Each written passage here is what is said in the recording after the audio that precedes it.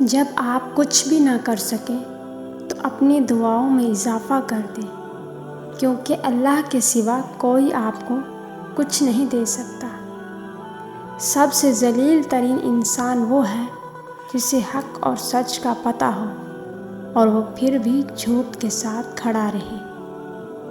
ہم ایسے منافق لوگ ہیں کہ کسی کی تکلیف کو اس کے گناہوں کی سزا سمجھتے ہیں اور اپنی تکلیف کو آزمائش۔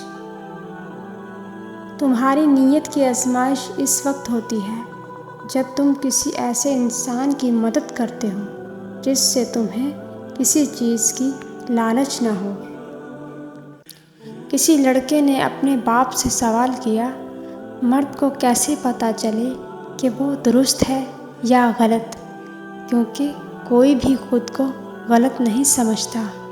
باپ نے جواب دیا، جب تمہیں لگے کہ تمہاری بہن یا بیٹی کو تمہارے جیسا مرد ملے، سمجھنا تم درست ہو، ورنہ خود کو سدھار لو۔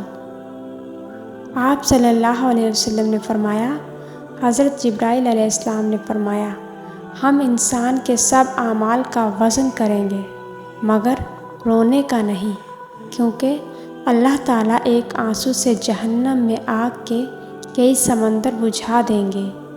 امام حسن علیہ السلام نے فرمایا، اپنی عزت کی بقا کے لیے تنہائی پر خوش رہو، لوگوں سے یاد کرنے کا شکوہ مت کرو، کیونکہ جو انسان رب کو بھول سکتا ہے وہ سب کو بھول سکتا ہے۔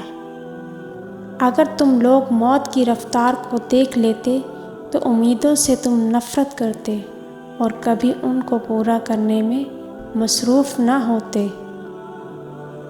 جب تم نے کسی سے محبت کی ہے تو اس سے ذرا برابر بھی محبت مت مانگو، کیونکہ تم نے محبت کی ہے، تجارت نہیں۔